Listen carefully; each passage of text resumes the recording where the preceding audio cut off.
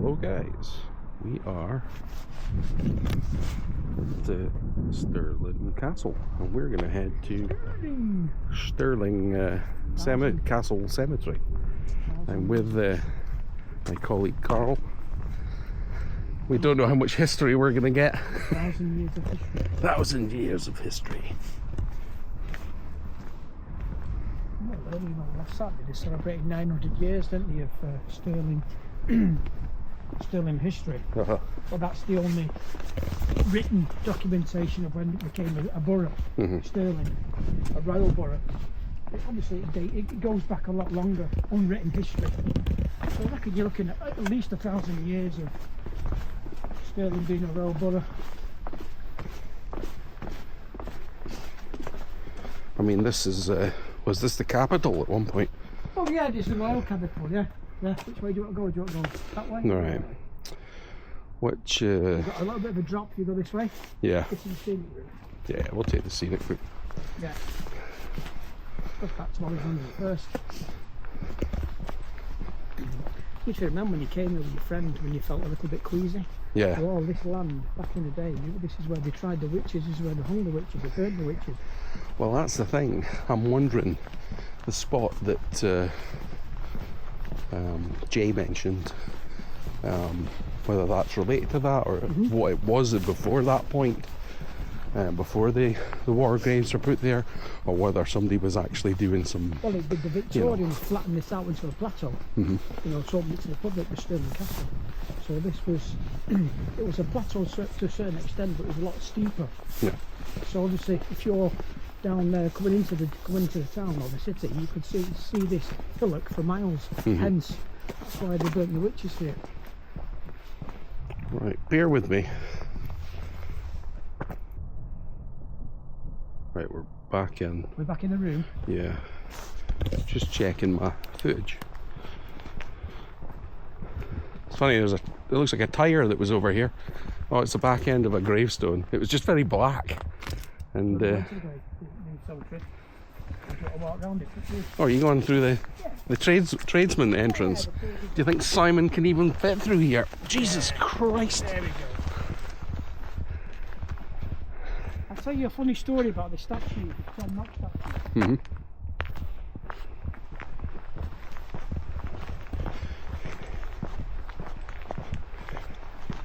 I'm hoping that they can hear us on this camera. I've not tested any of the audio from previous. I have the microphone that stops the wind blowing on it. So this is the first time I've tested it. It's used for like motorcycles and stuff. I don't know if it lessens the sound. Something running there goes a ribbit.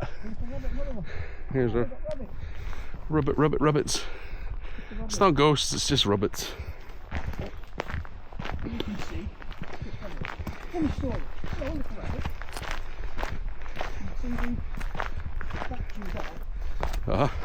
Mr. Knox.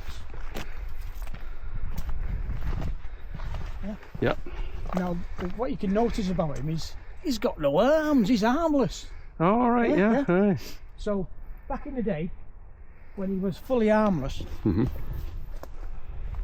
about the 70s, early 80s, kids used to swing from his arm that was out like that. Yeah, made a swing out of it. All right, okay. And over the course of time, and the kid swinging on it, it fell off. Right. So the arm came off just where the sleeves, where it comes to the sleeve there. Right. So for years and years and years, it'd be having no arm. So of course the people in the Stirling city thought, well, we need to do something about this. We need to put his arm back. So Stirling Council, in the ultimate wisdom, fitted his arm, but not just any arm. It looked as though he was telling the Almighty to go forth to multiply. Yep. So after another 6 months, they came back to change the arm, or to change the fingers. And what did they do? They took the other arm off, but left the offending fingers, like that. After another 6 months, Stirling Council came again and took his arm down, or took his fingers, the offending fingers, away. So just to replace an arm and to put an arm back up, it took Stirling Council the end of 2 years to sort it out. Jesus. So eventually they just left it. Bloody councils, eh? Yeah. He looks like he's holding a cup now. or if that's meant to be his sleeve. And they still missing a hand. Well, rather than take the arm off, they took the fingers away because apparently it looked like he was doing that. He's going to the offender, to the Almighty. Stirling Council fire. Mental. Absolutely. He's not buried here, is he? No, no.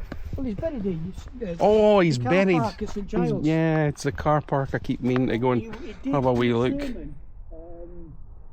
When James VI was being his coronation, he actually did a sermon in the Church of the Holy Rood.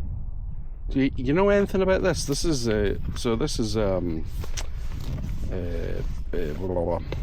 Jewish writing, Hebrew. and Hebrew. That's what I was looking for. I was trying to remember. Yeah. And what's interesting is I just wondered. Do you see that little? That's an interesting symbol there. I don't know what that means. If anybody knows, but I keep wondering whether that's Hebrew for God in the middle. Maybe, because it was all dominant. All religions were all buried here. There's no segregation. Muslim, Christian. Right. They're all buried in the. It's based on. Just like the Victorian things, the more money you got, the more lavish. Must have something on it. It's got chains, like loops on it. That is what you call that structure there, that hill there. That's what they call Ladies' Hill. And what used to back in the day during the jousting, the ladies, the knights' ladies, the loved ones, the girlfriends used to sit up there on the makeshift apparatus and watch the knights joust. Now before the 15th century, they jousted it on this field here. Yeah, it was used as, like I said, to witches. It was used for jousting, everything. But when they started making this into a cemetery or a graveyard, they switched to jousting. And during the baptism of James VI, when Mary Queen of Scots was in the castle, they jousted at the King's Knoll, as you came in, the big thing. But they still used that as a vantage point for the ladies off the castle, for the loved ones jousting, the men tournament. And the story goes, I'll tell you as we move further on, what happened during one of the jousting sessions was the actual apparatus, or the stand that they sat on, collapsed. All right. Right? And one of the ladies in waiting was killed. That's quite a fall from there. Yeah. Well, let's face it, back in the day, there was no health and safety, wasn't there? No. And what happened, one of the ladies was killed. Now, they seem to think that this may be the ghost of the Pink Lady that walks the cemetery. Oh, okay. A lady seen, the Pink Lady seen in a pink shroud and pink haze. You can smell the smell of blossom is smelt as well when she actually, and she believes she floats up the walkway. I'll show you the pathway that she floats from. The smell of sort of like rose blossoms. Yeah. And really, it's quite a common smell, that. Because there's no rose blossoms in it, so it's a distinctive smell. Yeah, roses is quite a common smell for female ghosts.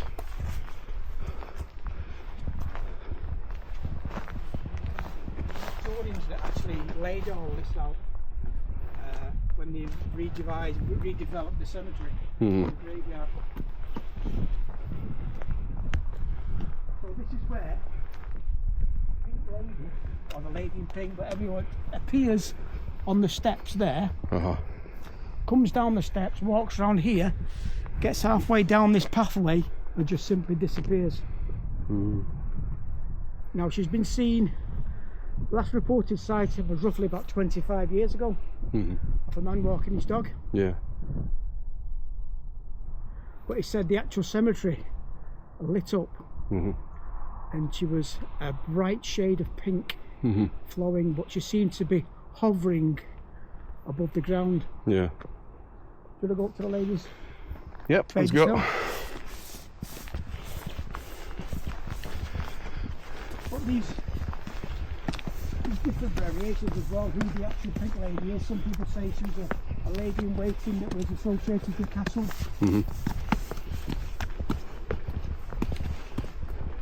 As you can see, it's based on rock. Yeah, it's just pure rock here. You don't want to fall off of this in the night. You'll be adding to the ghosts. Where Bonnie Prince Charlie, when Stirling surrendered to him, this is his vantage point. This is where he spied on Stirling Castle. Stood up here and looked at them. Apparently he dodged a couple of bullets and just our musket shots. Oh yeah, they would have been taking pop shots at him from here.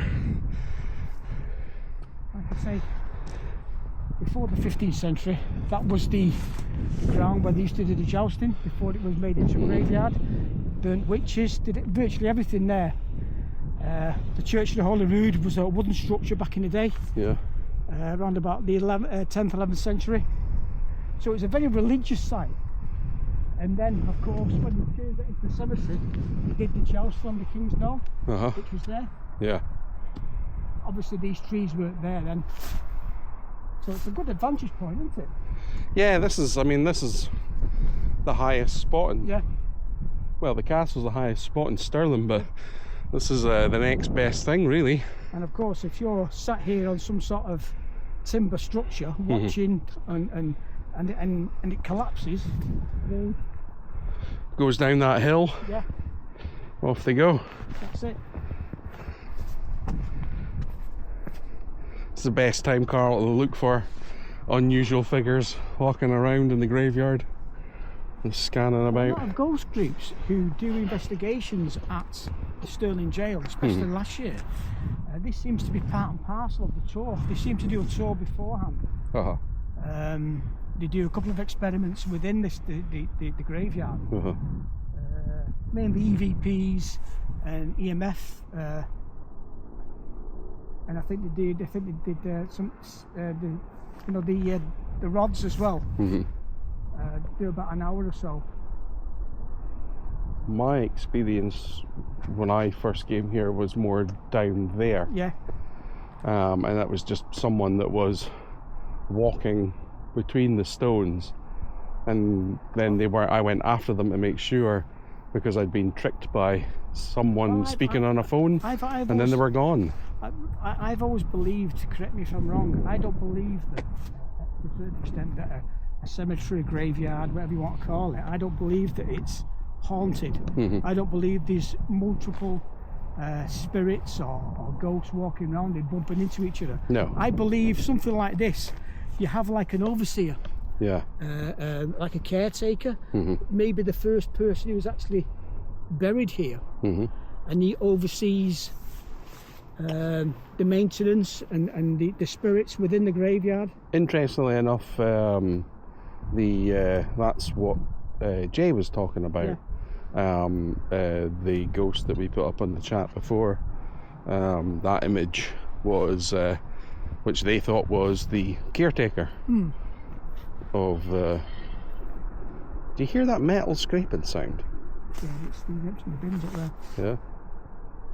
I keep hearing a scrapey metal sound. I was like, what the hell is that? It's closer. It sounds closer. But, distance, because this is I'm used to this living where I live, near the castle, because there's another big bowl between me and the castle, and sound travels very funny. But that just sounded like scraping metal. Well, I didn't show the triangle back in the day when it was first erected around about the 1850s. A guy called Wilson, who actually designed it, built it. People believe it's some sort of Masonic thing about it. It had originally two lions at the front of it. You can't see it for that, and they were within the space of 20 years they were stolen. But pinch two dirty big stone lions. I mean, why? There's a sense in that. And apparently it's hollow inside, and there's a room within a room, and that's where the sarcophagi is. Do you know what that scraping sounded like? like a spade in the earth. Oh, right. It's either that or chains. The old cliche, isn't it? Yeah. But yeah, it's... This is a nice spot, guys, to come up to in the summer. If it's not too busy, you can have a wee sit up here and, you know, look at a graveyard. But it's just a spectacular spot.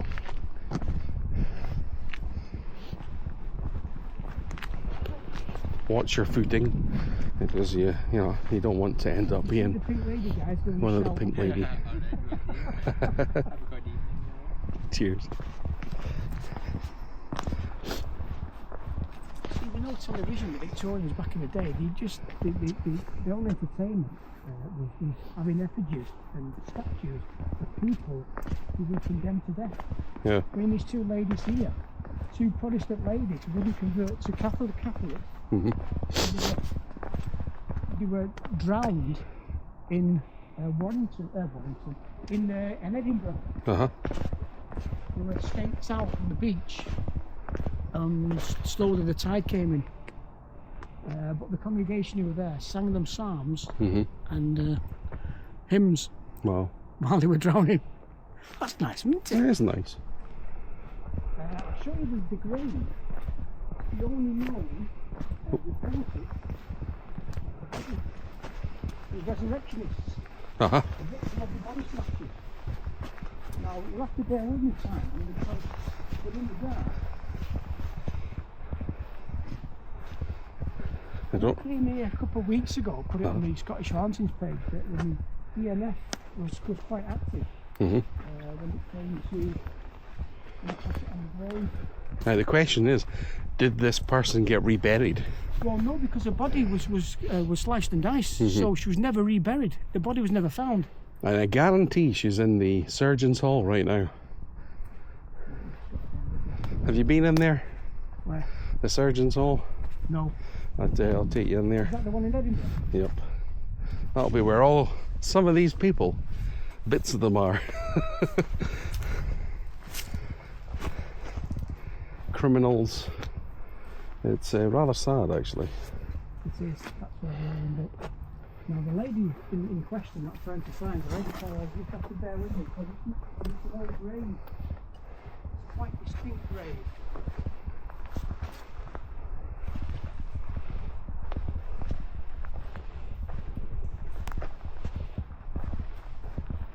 There we go. Find it. Yeah, this is the one. It's an old grave. Yeah. Back in the day, what they used to do, reuse the actual headstones. This is a lady called 1703. Yeah. All right. This is a lady called. What they used to do beforehand, they used to buy the plot for the family. Yeah. And then all the generations of family Would go were into buried it. there. Yeah. They turn it over because it just becomes bones at that point. Now, we're going back to November 1822. She was buried. I think she was buried on the 19th, and come the 22nd, 3 days later, there was a big gaping hole there. A man came through going to work one morning to find a big gaping hole here, and you see the misconception is about your resurrectionists and your grave diggers was that they dug the complete grave up. They didn't do that. You see, when you're buried, your head is here. Yeah. Right.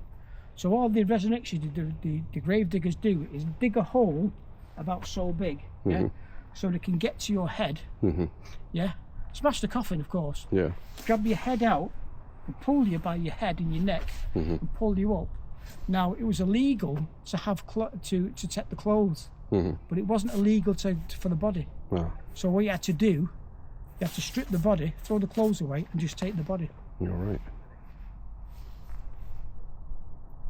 Now, 5 days later, in a pub in Stirling, a man called James McNabb, who was the gravedigger, was found guilty of doing this. All right. And what he did, he was in cahoots with a school teacher, a local Stirling school teacher called Daniel Mitchell. And of course, what happened, he was in a pub having a good time, and he told a friend of a friend, and next thing, he had a couple of beers, and he's telling him what he did. And when he got it, when he actually got arrested, he spilled the beans, and like I say, a guy called Daniel Mitchell was involved in it. And what they were doing, he was going to sell her remains, or they did actually sell her remains, for £14 to a guy called John Forrest, who was the local surgeon in Stirling. Wow. Within days, they tried to arrest John Forrest, but he'd scarpered with the body, and they never found him. Local surgeon.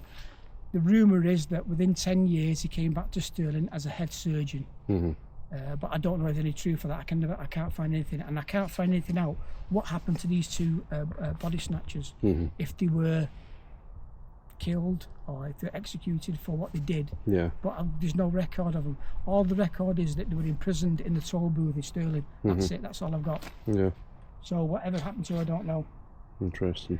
And eventually, because of what happened here, they put a wooden structure, a tower, in the very corner, just near Cowan's Hospital there, so they can see. There was one on that side, and there's one on this side, and they had watchmen employed, council, to make sure that it doesn't happen again. Now, this is the only reported recording in Stirling Cemetery that people know about, but I'm not saying there wasn't any more. Because it was rife back in the day. I'm in your place, Edinburgh. It was going off, and quite a lot of local villages. Literally got metal structures. A mortise, like a safe, a mort lock. A lot of the villages within the area had wooden structures and sometimes brick structures. Watchmen to watch the. A couple of the graveyards I haven't taken you to in Edinburgh yet, which we will go to, have those towers. They're still there. But the people, the watchmen, can easily be bribed. Yes. Just to turn a blind eye. So like I say, the body was never recovered. So we're presuming she was diced and sliced. And medical science. That medical science museum is full of diced and sliced pieces from all different kinds of people. Obviously, I've had these discussions before about how ethical it is to see it and know that these were once people. You can on some of the actual gravestones as well, you can see the remnants of the musket balls. Some of these, because this was, as well as being a graveyard, it was a battlefield as well. I was waiting to go and say, does any of the gravestones have like musket shot in them? Some of the older ones. The older ones, because definitely. I mean, some of these are so unique, aren't they? Some of these gravestones. Musket shots that my mate Murray Cook told me about. Well, was tempted to go and see him on Thursday for fun. Get a selfie.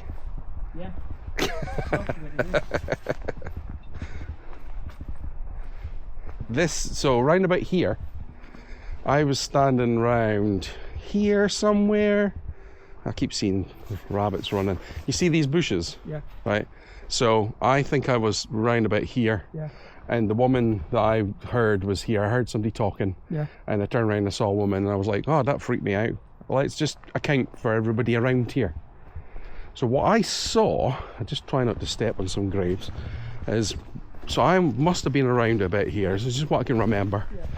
I basically saw someone go from this larger structure right here that I've got on my go from the back of it and go round. And I went, I will just nip here, like here, quickly round, and I was here and there was no one here, and I saw that person Go round. This is probably the oldest part of the actual graveyard. Yeah.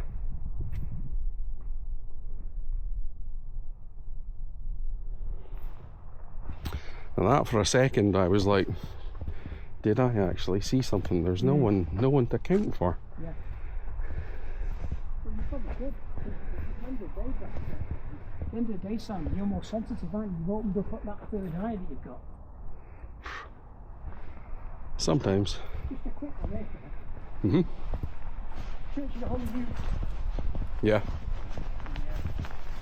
The only church outside London to host a coronation. Yeah? Mhm. Now this, you can actually, you can't actually see it. There's a Tudor rose and there is a unicorn. Now it's believed that this room, or this space, was roofed, and there was a doorway there. In 1503, this is where Margaret Tudor and James IV took their wedding vows. All right. She was 14 and he was 29.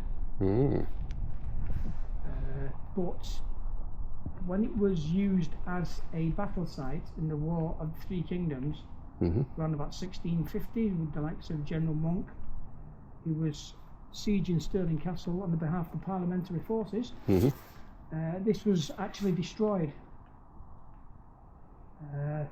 through cannon fire from the castle. Of course, the parliamentarians had a £6 cannon on the top of the tower, which was bombarding Stirling Castle. Since that, this has all been redone and remade, and that's been a new wall put in there. But you can see a Tudor rose and to commemorate. Is that right there? Yeah, Tudor rose and a unicorn to commemorate the union of the crowns. It was called the Treaty of Perpetual Peace. Oh, right. Between England and Scotland, the Stuarts and the Tudors. That lasted, didn't it? Yeah. You can just make out the muscle shots, more so on this side. Come back to that one. And you just don't count the muscle shots there, side. Just look at the wall there. Especially further up you go, so you make out the. There's lots of pock marks. That's your muskets. Lots of shots all the way up that wall. We're on the front line now in 1652. 1650s. We're in the front line. That door didn't exist back then, that's for sure. No. It's looking pretty good. A lot of it. I mean, the windows had gone, everything had gone. It was just a shell. And the minister of Church of the Holy Rood, when he found out that the parliamentarian forces were using this as a base and a means of bombarding Stirling Castle, the minister went over to General Monk and said, "I can't have this. You need to leave." Yeah. And General Monk turned around and said, "What a better way for a man to see his last days inside the church." Well, yeah. People would hide in the church. Yeah. You know. This is our friend. I'm going to come, Simon. I'm definitely on. Yeah. This is your If you can park up there, then you know. Happily at New Year, there's not like 1 million people up here. Yeah. Then yeah. This is your man John Cowan. Oh, so this is his actual grave. This is his actual grave. Yeah. This is where he's buried. And apparently, on the stroke of Hogmanay, the spirit is seen to get up out of here, dash across there, go into his statue, which is on the hospital, which we'll see in a bit, and then the statue jumps down from the plinth it's on, dances about the hospital, and then goes into the town. For a beer. Yes, or two. You are really hoping legend. that is a legend, and that is what Karl most wants to see. And every time, last Hogmanay, I mean, the weather was absolutely horrendous, and there's no way I could get out of here. Yeah, I think that was the thing. It was just one of those nights, and unfortunately, it's probably the worst. Yeah. You were like super smashing great. When you're in a ghost hunt, you know, you think it's all. Yeah, but no, they were genuine. Really were genuine. You do sometimes wonder whether that power of suggestion, but you know, that's me just being devil's advocate, and I'm a believer. A power of suggestion that physically touches you. Yeah. These the guns I told you about, Simon. From a man that's been touched. Yeah. Not in a dodgy way like that, more in a friendly way. Karl Ironworks in Falkirk, actually built. Yeah. Made for Russia. Crimean War, 1850. So this is, or was, possibly used in the Crimean War. At Sebastopol. They were captured at the two of them. They were captured at Sebastopol, and they believe that they could have been used against the Light Brigade. Wow. That was that 1854 Crimea. Mm-hmm. And you can see that it's got the Russian crest on it. Go and hold my camera for me. My torch went out. I get my other torch. I've got a torch here.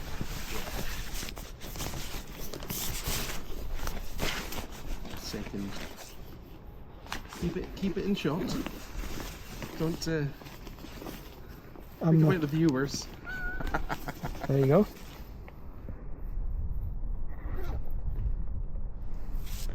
The eagle. It's the Russian. Is that so? Imperial eagle, isn't it? Imperial eagle, which has got two crowns on its head and a crown in the middle. Yeah. So that is significant. Is this? Did you say that this would have been a Russian cannon? Yes. Yeah, it's interesting because. Well, it was actually made. It's very similar to. It was made in Falkirk in the foundry at Falkirk at the Karl foundry. That's where it was cast.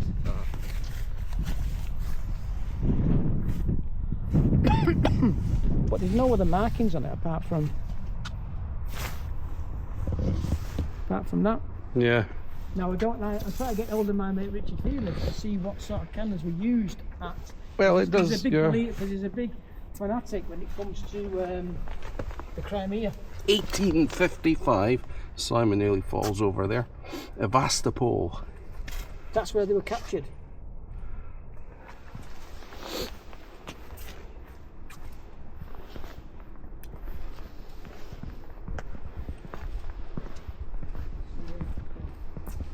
Try to come up. You still see up there, the musket marks. Musket. Note, real musket marks. Yep. Not ones hidden to time. Assassination ones. If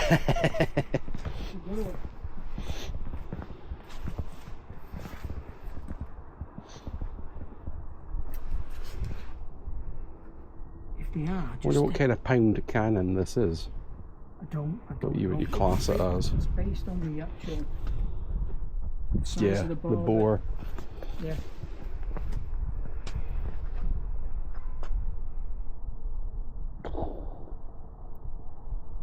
Just think if it is right though, if these were used at the Battle of the Light Brigade. Yeah. Just think. They would just be standing. It would have had some sort of wheels on it. Mm. Where would it have been lit? You know, from here, somewhere around here. Yeah, there's a mark. Interesting mark. But they'd certainly are big. You see, during the plague, or the Black Death, what you want to call it, the 16th century, they used to have the guild meetings, used to have them outside. Outside the actual building because of the, you know, like we had with COVID. Yeah.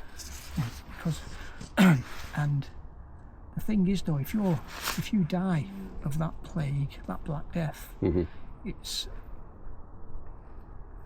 classed as devil's death.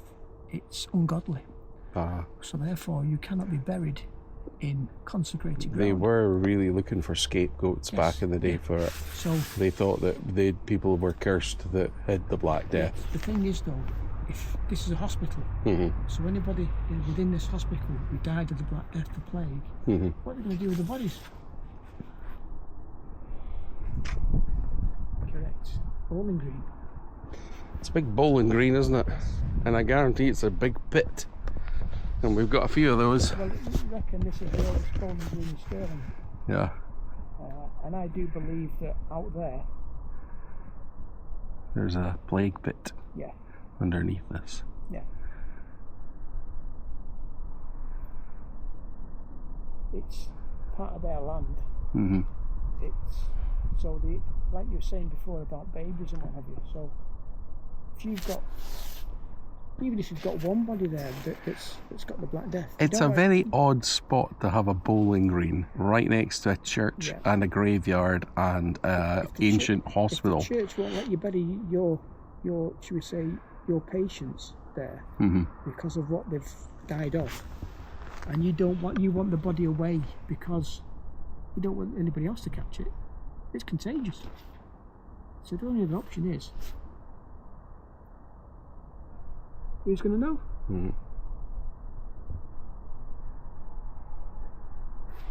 The thing is, used to have some beautiful orange trees as well that came over from the continent. All on that side. That's a jail there. Interesting building, isn't it? Is there a hill there? No, it's just a bush. Is that just? So it's almost looks like it's sitting on a hill. The rabbits like running around here, don't they? Yeah. They're quite funny. I keep seeing double rabbits running up and suddenly seeing us and then going, oh, we need to take off. These doors, you know? The original doors. It's mad. These doors must have energy. You think? It's a natural resource, isn't it? Oh yeah. Some energy in the doors. Yeah.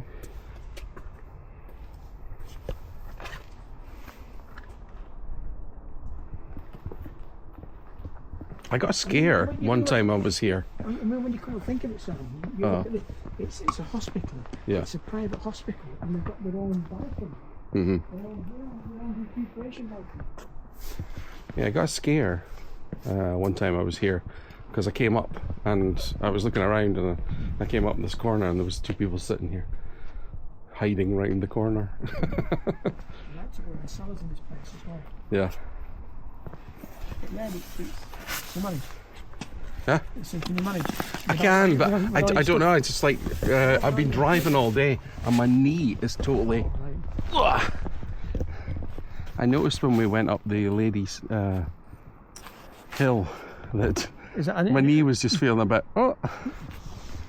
So. See, all this here used to be the hunting grounds for the Stuart Kings. If you look further where Cameron is, where them lights are in the distance there, there's a wall, and it was all walled off, it was all cordoned off, and that's where they used to hunt the Stuart Kings back in the day. And where the lights are there, that used to be the old race course, the old race ground. It's interesting to think of this place all being woodland and full of deer and stag. Yeah. You know, even where I live, and just a walk away to the meadows, that was woodland and deer and a hunting ground. Yeah. I mean, even the place where Darnley, was blowing up. I need to take a wee visit there. Yeah. Much of it, I don't think it exists anymore, but the spot's there. Well, there was actually, apparently during the celebrations, during his baptism, his celebration, James his son, when he got crowned king, there's an actual house. It's called Darnley House, and that's where he spent because he was banned from the castle. Yeah. Because Mary Queen of Scotland fell out, and it was in actually a whorehouse, and that's where a brothel, and that's where he stayed. It was Kirk of Field that I was thinking of as well, where apparently He at one point he was nursed back to health by Mary Queen of Scots. Yeah, but after he killed David Ritzel, I don't think he was a flavour of the month. No. And I think he was on a. That's how, I'm assuming, I believe that's how he was killed. Well, we definitely need to take a trip to the palace at some point and Holyrood Palace, see the stain. Yeah. I keep hearing noises behind me. It sounded like somebody threw something. You know, like a cup. Huh? It's nothing I've dropped or anything. And I heard a weird noise. Yeah, no. What, a banging noise? Or? There was a banging behind us here. It sounded like somebody at a door, and then a couple of seconds I hear a pop, and it sounds like a cup. You know, like somebody's throwing something. And I ain't dropped anything. I'm not. Just while we were talking.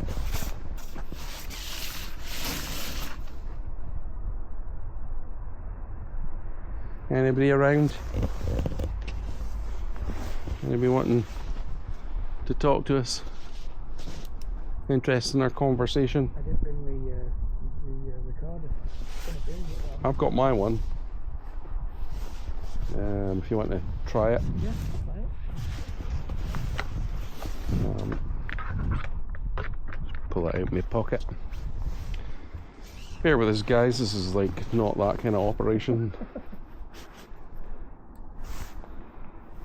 It's the best thing as well. Is you can buy a recorder, you can't read in the dark. You know, you can't even see it. See if it's even got batteries. Has it got power? It died. The batteries in it? Yeah, they're probably dead. I've got like more batteries. We can, if you can hold this, I can switch them out. Oh, I'm the cameraman. I get stuck. For a minute there, I thought I was going to climb over the wall. Yeah, if I drop my bag over the side and I've got to get down there, well, I'll be like, I won't be annoyed because I've dropped it. I'll be annoyed that I've got to walk round and get it. That's the sort of person you're dealing with here. You know? Yeah. Anything that's going to survive. Make sure I've actually got the right batteries as well. I do take backup batteries for some of these things. Batteries for all occasions. Yeah. Whether I've got the right ones, that's the other thing. I guarantee these are the smaller ones. Oh, they dropped some, so you're never gonna know. Can you see alright, yeah? Not really, but... Do you want to come around that end? Let's see, get the torch out. See what the hell's going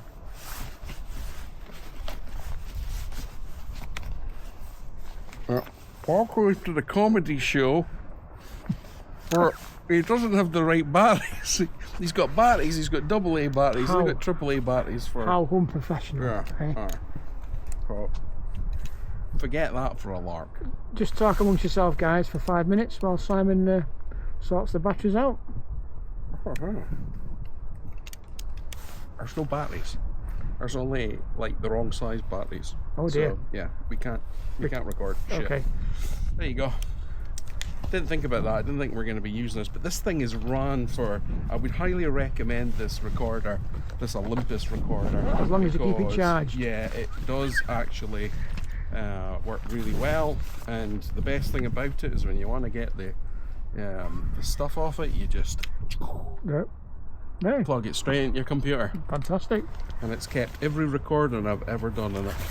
When charged. When charged.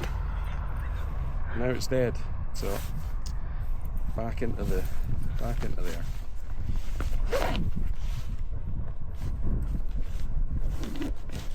Right. Well, this is going to be looking like I'm going to dive into the void. Oh. Right, I think it's more using our own senses if we're gonna pick anything up. And yeah, well, I mean, there is a bit of bushes around here, and there could be maybe a bit of rubbish sitting in the bush, and the wind when it's blowing could just blow a cup or something, you know. I'm just rummaging in my pocket there, but it wasn't that. That's what I was looking for. Yeah.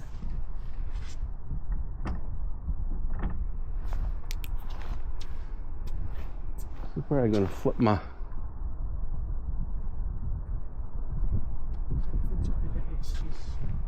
It's emblem of JC. Mm-hmm. So this must have been some sort of entrance back in the day, because look how ornate it is. Yeah. Oh, he was definitely wooing the ladies in his hospital, wasn't he? With his grandiose building. Ladies man. He never married. Never married. Now, one of the stories I got told a couple of years ago, church of the Holy Rood in the summertime always up around about 10 o'clock. Mm-hmm.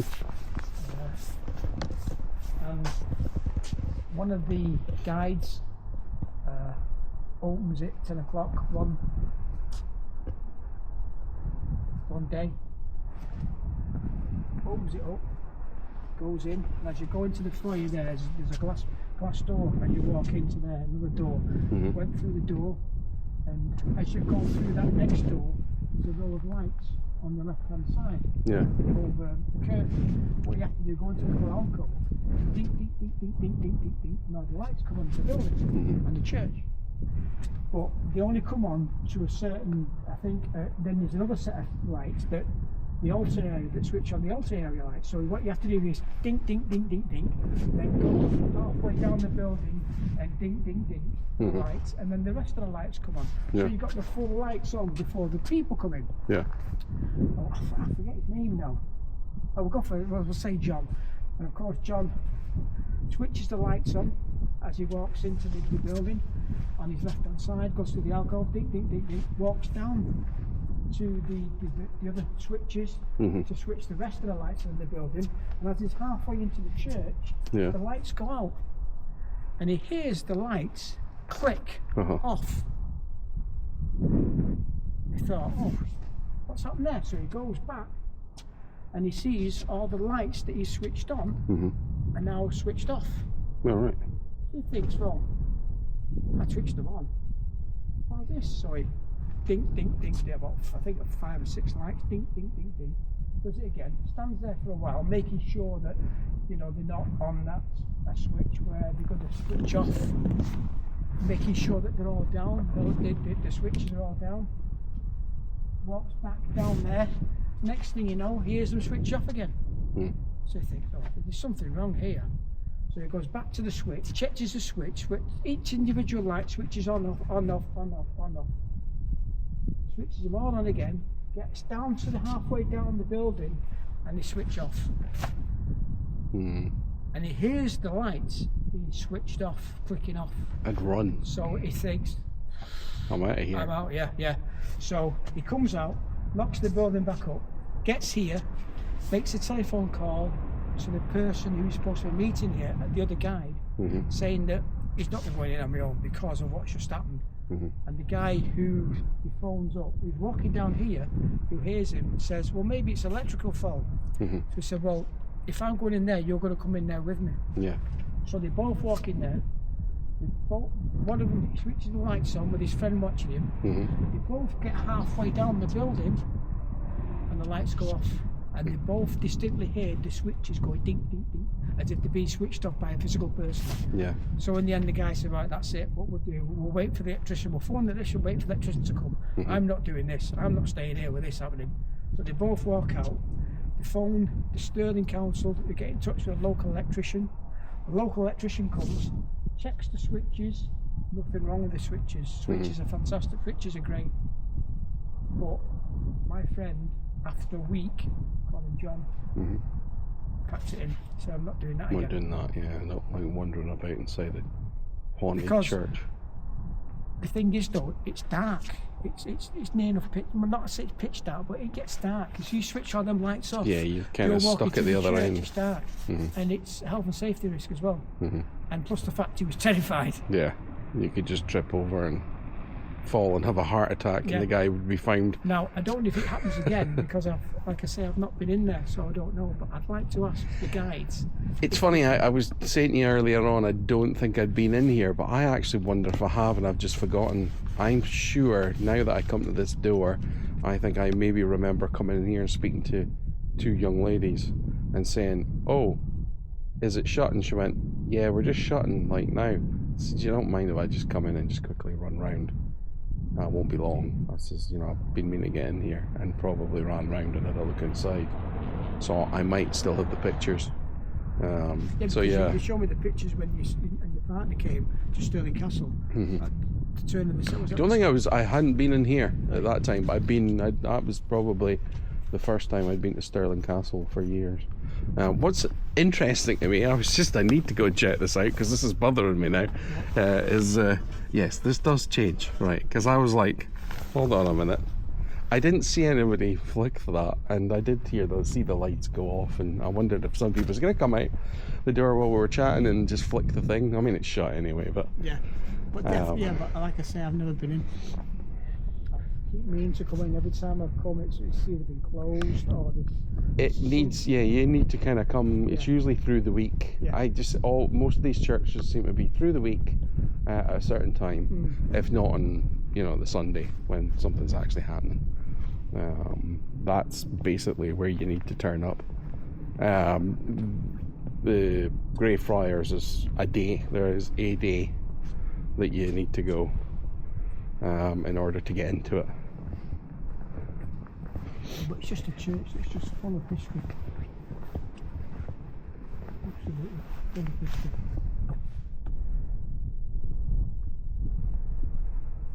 And this fascinates me. This big always, every time I've been, when I've been in the golf, I always get some sort of activity at this place. Interesting to see what the investment looks like. Mm-hmm. You got your K2?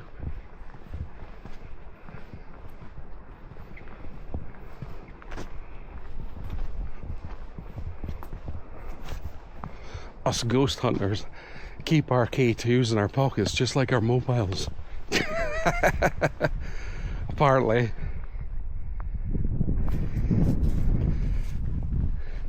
It's one of the few pieces of tech that I do take,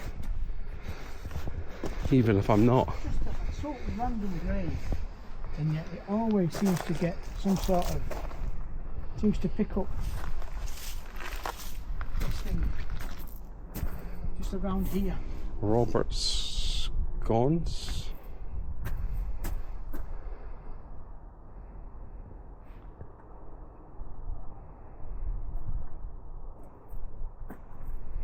Cologne.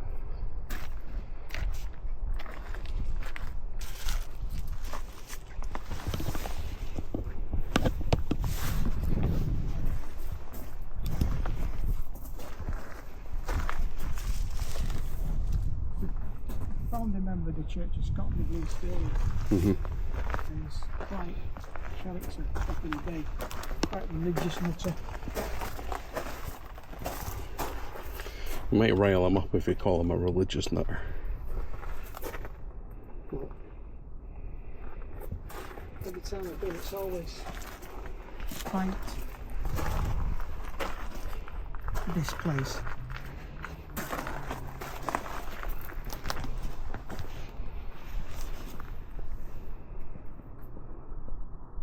Typical.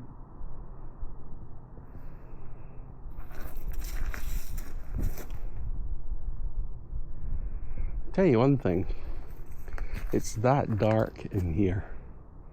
It's taken on a whole different kind of feel, and I've got to admit, I mean, I had a headache when I woke up this morning. I took some ibuprofen and I was fine all day, and I am starting to feel my head again.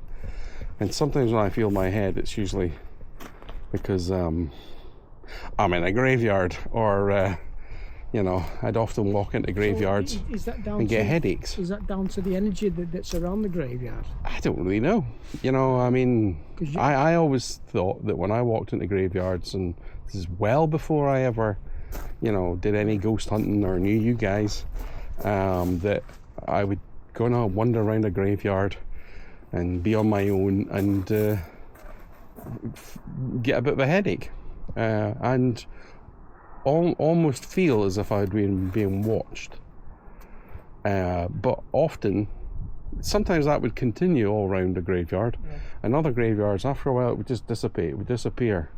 And it was almost like I could feel, or as if I would feel as if somebody was going, "We're watching you, oh, he's okay, we'll just leave him alone." And then I would be fine. Or whatever was around was gone that was causing the headache.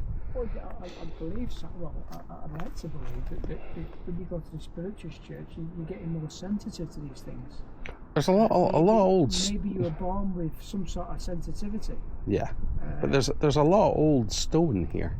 Yeah. You know, and you know, okay, maybe the stones come from similar places. So, yeah, I just kind of wonder whether, I mean, we're using EMF. If there was something coming off the stone, we would pick that up. I don't know, but yeah. Always some of readings when it comes to EMF. This place, just this part of the actual graveyard. I mean, I'm going back about. I actually posted on this. Did a live. I think it was pre-COVID. Mm-hmm. Me and the two daughters, and was going around the graveyard, and I had my spirit box with me. Mm-hmm. And we came here, did a little bit of a spirit box session here. Nothing really exciting, and as we walked off, distinctly heard them two in the spirit box. One of the things I said, would you like to speak to us? Would you like to speak to any of us? And as we walked off, it just said them two. Yeah. I'm presuming it means the two girls. And this was in this area when we were walking off. You mind if we maybe walk off of this area? Just take a step off of here.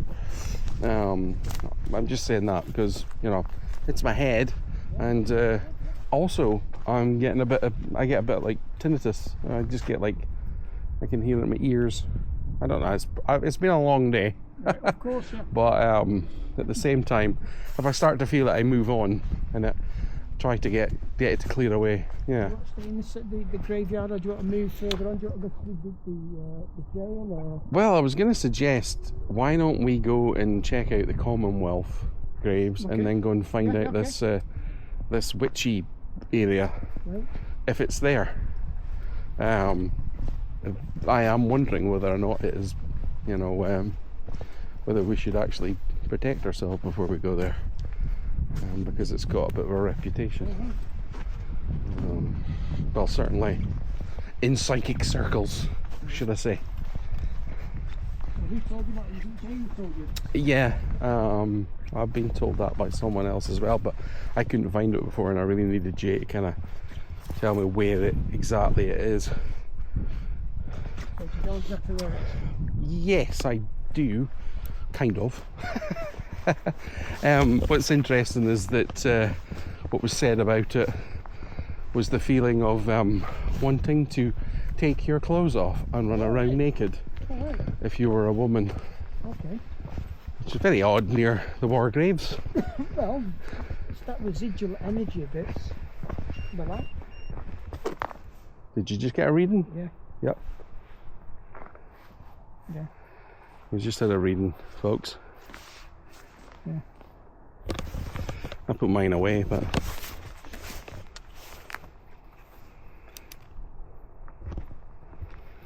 you got any pink ladies? Madam, are you here?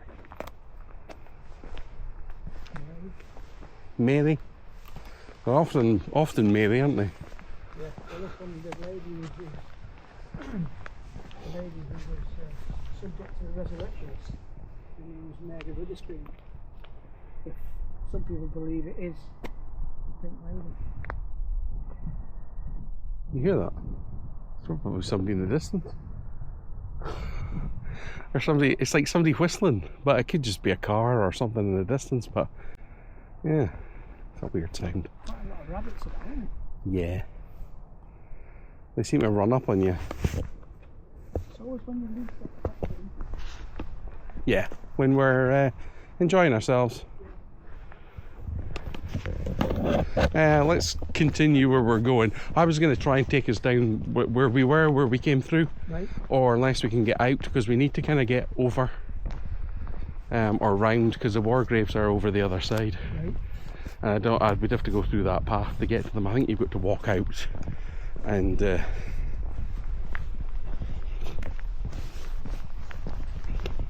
so bear with us.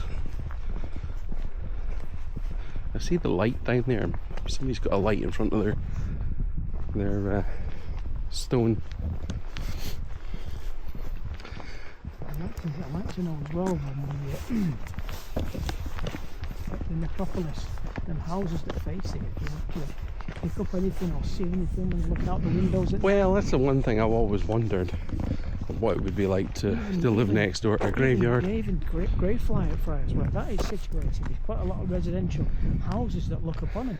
I would like to know more about the buildings that face onto the Coventers prison. Yeah. Because that's the active area, and whether anything's ever seen there. Certainly, when it comes to Greyfriars, it's open, so you can walk in, I think, anytime. I don't think it closes, and the reason I say that is because, you know, I have been in there at night, and it is often you do bump into nefarious characters. Yeah. With a bottle of Buckfast. Yeah. I have seen people camping in there as well. All right. Yep, I've seen a tent between and at the back of some of the larger tombs in there. So yeah, those people they got balls of steel. Oh, I'd do that myself with a tent. Yeah, if I got company myself, Yeah. no way. I mean, there's been that many crimes. There was something, yeah, I think it's here. Commonwealth graves. So there's a semicircle apparently. So it must be up here.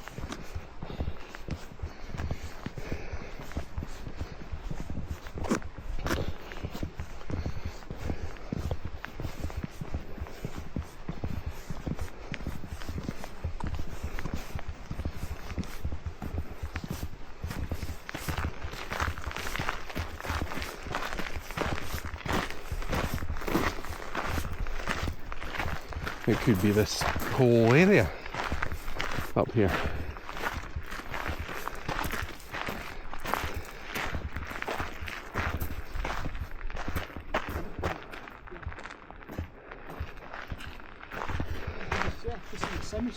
Yeah, it could be this. Here, yeah, here, there. That's it there, I think.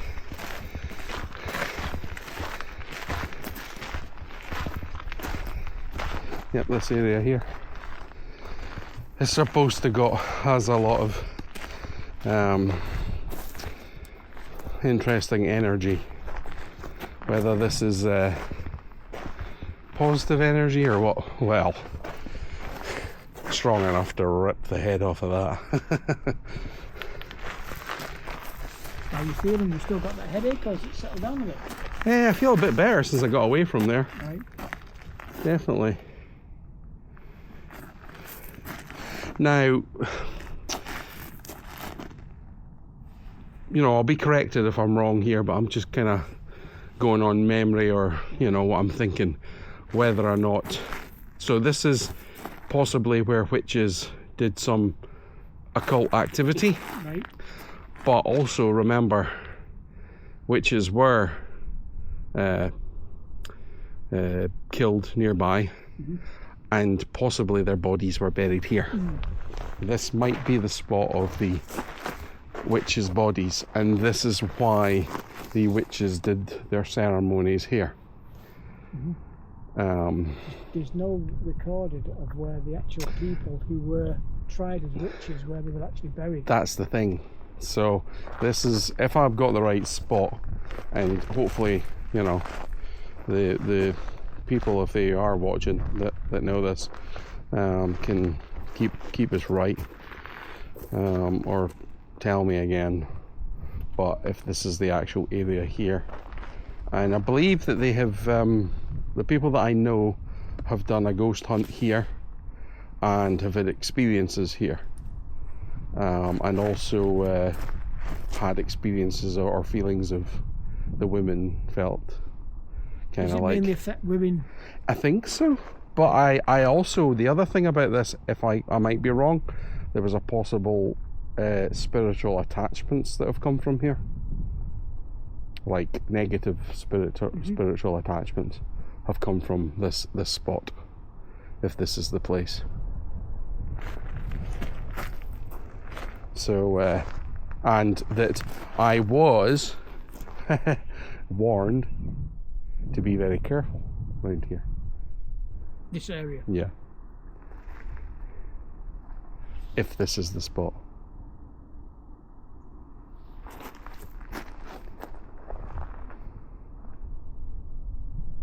It's like dead here, isn't it? Is that a reflection of your light coming through there? Can you see it? Let's say turn that off. There seems to be lights on here and there, like, you know, like, yeah, like somebody's maybe got like one of these yeah, placed in front of somebody's grave.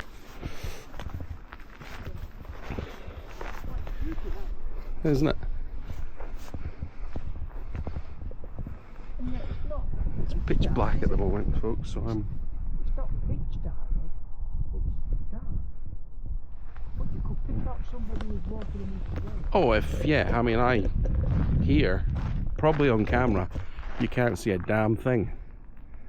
But I can see the graves around me, and, you know.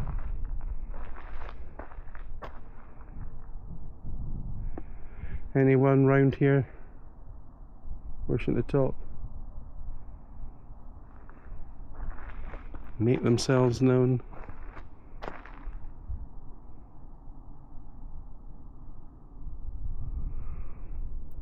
That's why I often think that sometimes the summer is better time. You know, when I am going on the hunts, if it's cold, I put my hat on and I cover my ears, but I often have to flip up the corners so I can hear.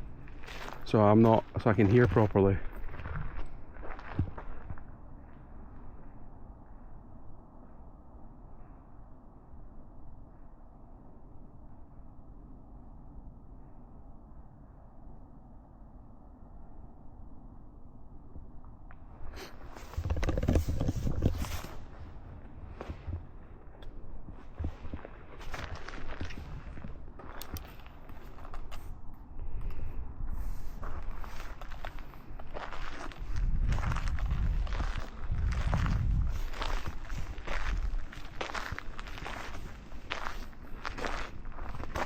Anybody about?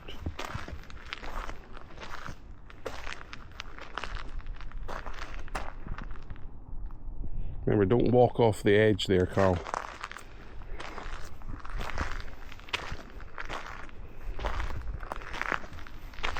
Alright. As you look, you can't see nothing.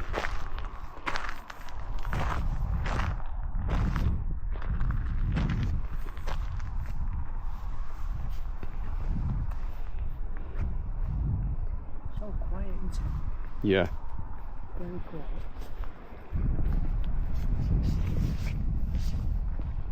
How are you feeling now? Not too bad. Yeah. I don't feel bad here. You're not getting any headaches or any sort of... My head's still slightly, but not like it was there. I honestly thought that I was starting to just, you know, my head was bursting a little bit. Uncomfortable, almost like something's pressing on a nerve. You know, if your headache was a button, it's pressing it.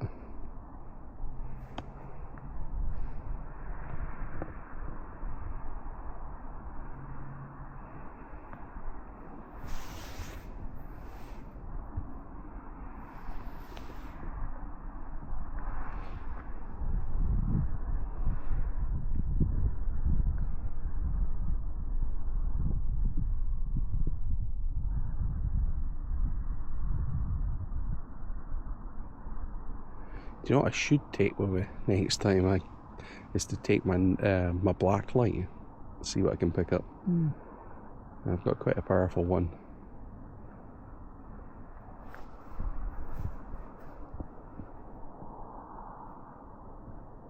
And next time we come here, or by the time it's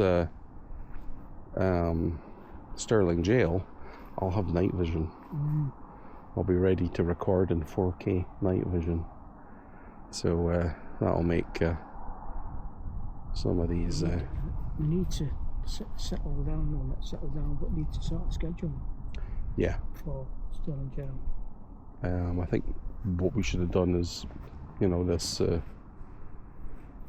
end of this month, or last month, was just sort of say, look, put your money down ahead of time. And it just gives people a bit of a month, so they don't have to think about it at the time. But it's not really much, so.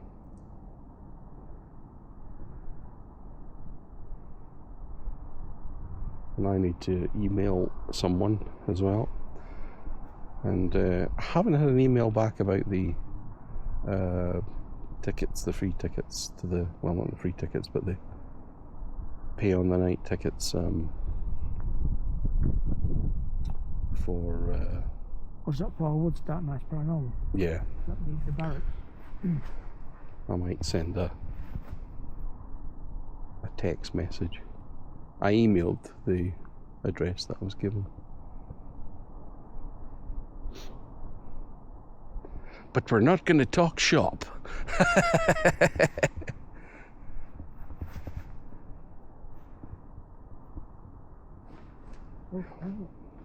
You know, for me, guys, if I was looking for a pinnacle of paranormal activity, right, I would want to be looking for something that was very similar to what was in two American Woman's videos in the same location, what they call the shadow person cemetery, and to find a walled area or a tall standing black void of a figure in a graveyard.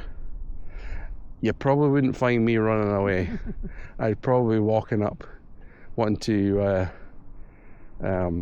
take the hood off of said evil villain from Scooby-Doo, only to find it just fades in front of you. But yeah, that's kind of what I would be wanting to do. See, I've got the sensation now that I'm being watched. Yeah. This is a bit of a watchy kind of area. Yeah. Maybe I'm just a bit self-conscious. Do you smell that? What? Just have a whiff in there. You know, making sure we're not standing in dog shit, but A bit of shit. there's a whiff of shit. And if there's a whiff of shit, that's not a good thing. No, I just got a whiff of. When I say shit, I mean kind of manure. A wee manure blast in the face there.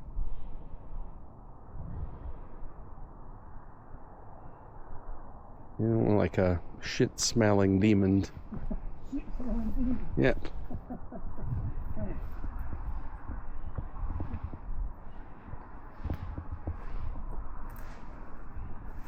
That's sounds like an owl.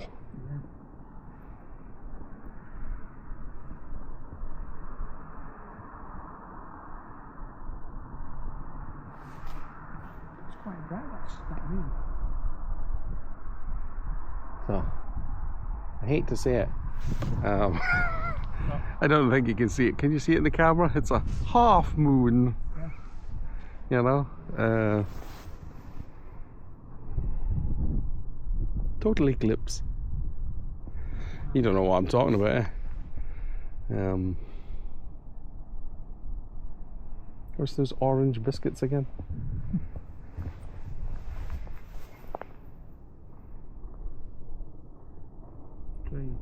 Yeah.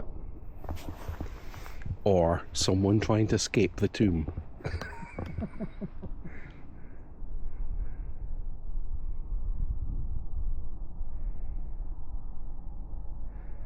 Anyone out there?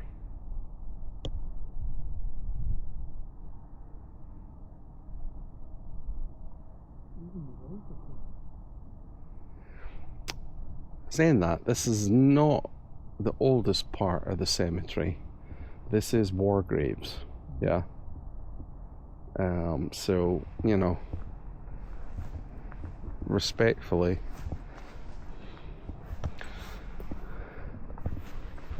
It's like I was being pushed over, isn't it? Yeah. Well, but that's not a war grave, is it? No. But these are, this is a sort of cemetery, isn't it? Yeah. Is it predominantly? Possibly down, I mean, and around, but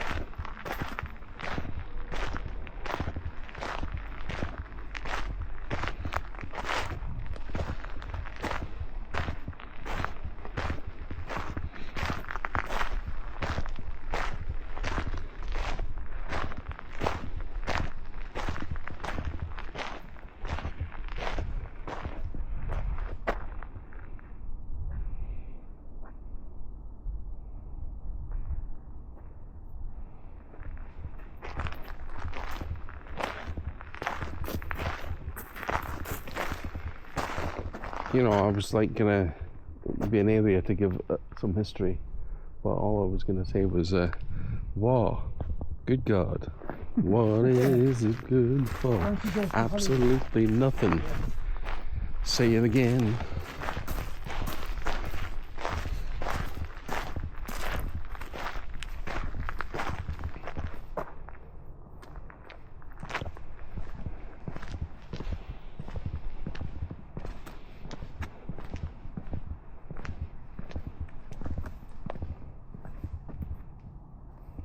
We're going to walk around the outer area.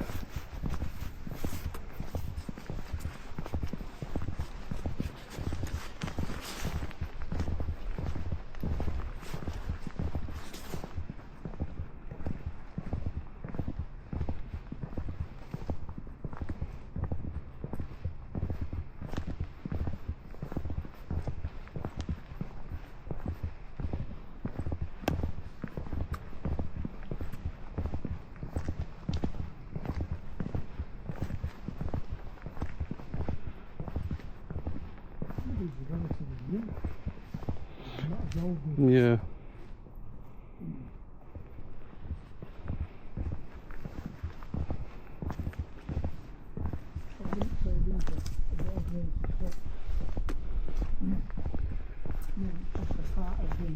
Cemetery where military personnel are buried as well.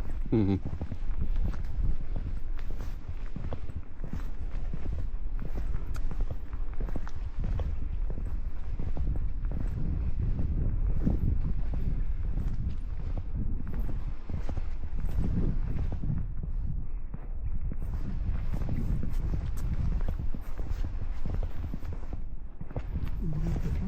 Yeah, imagine this spot, hey.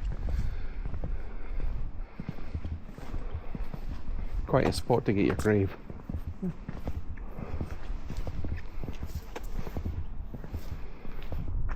1951. 1990.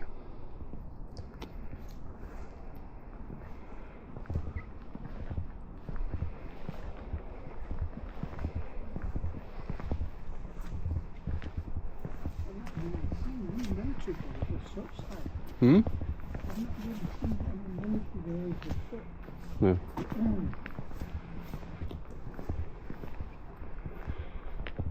Intelligence Corps. Drowned on active service. 27, 1940.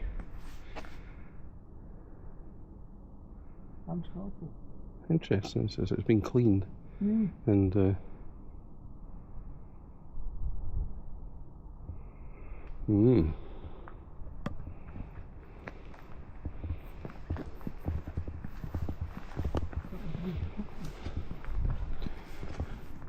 1940. I think a lot of them have got a cross on them.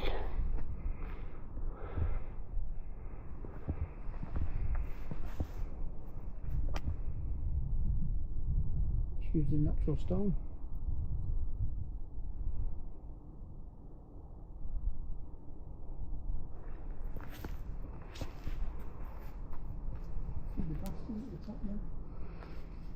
You want to get the lone piper. Yeah.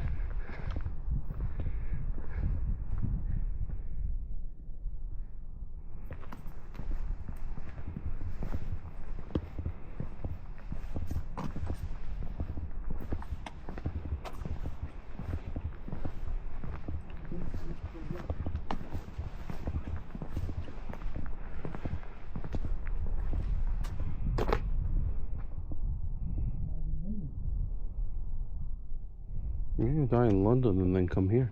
Yeah. I do believe that in this somewhere in this graveyard is one of the second engineers of the Titanic. Went down with the Titanic. All right.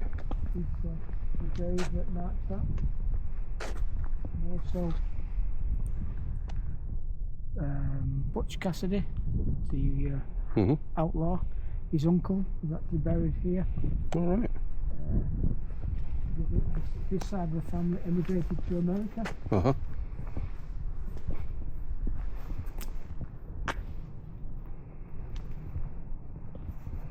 You'd think there would probably be a sign somewhere that would tell you where to go or where to look.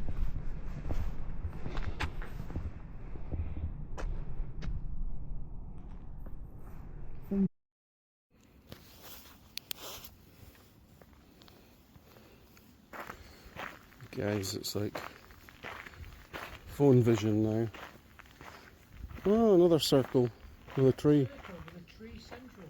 Yeah, And all the graves are all facing the tree in a circle. interesting. And there are lots of graves as well in the circle facing the tree. Tree of life. Yeah. Tree of death. It's a white blossom tree, isn't it? It's got white flowers on it.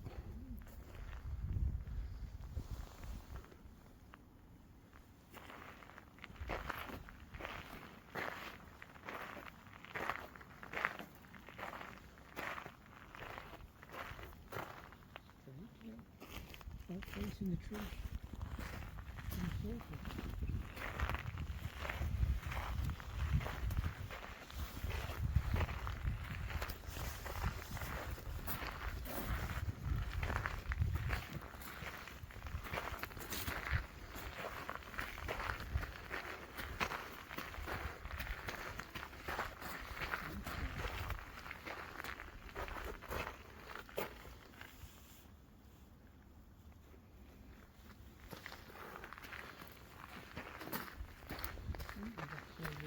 Trying to see Joe to try and elaborate Mm-hmm.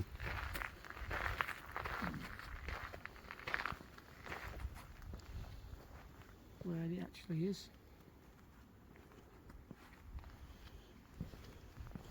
What, Butch Cassidy's uncle Yes. and the Titanic bloke.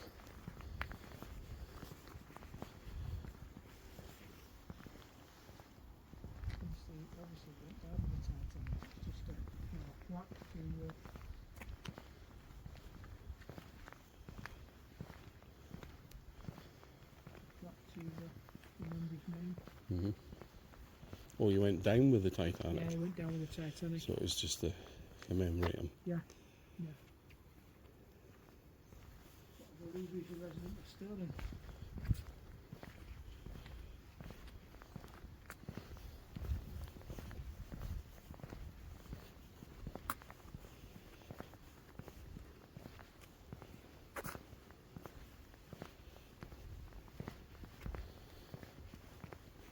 It feels peaceful, doesn't it? Yeah, it doesn't feel negative. No, no.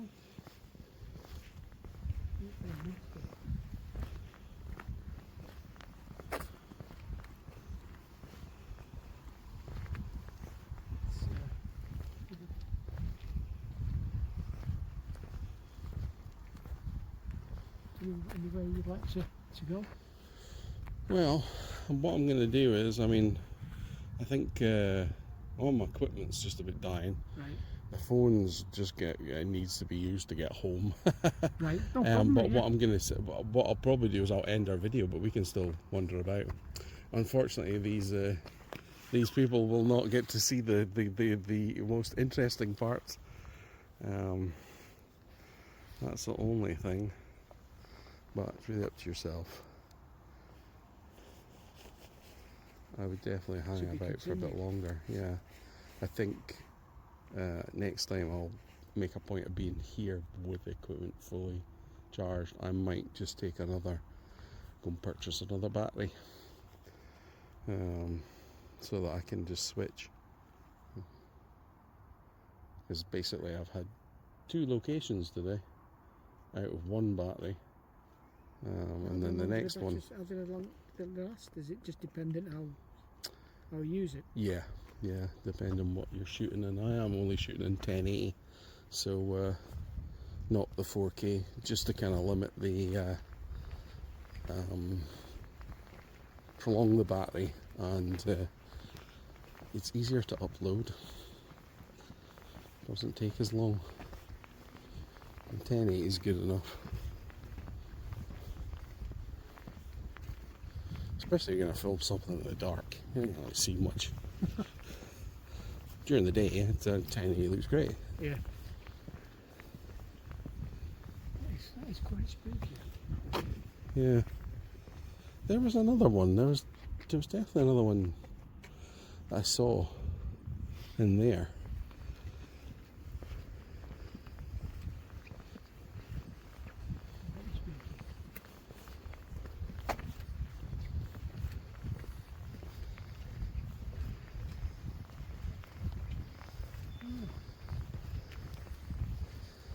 You can get back and enjoy some of your Saturday.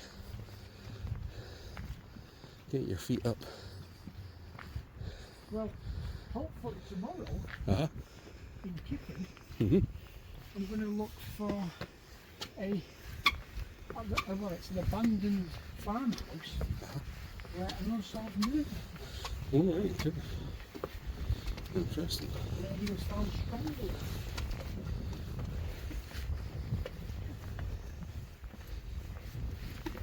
Apparently, the house was locked, and she was found inside the locked house. Oh. So for how long was she there? Well, nobody knows. There's no happened during the course of the search. We've not had to study it and see what kind of knows that she was found strangled in the house.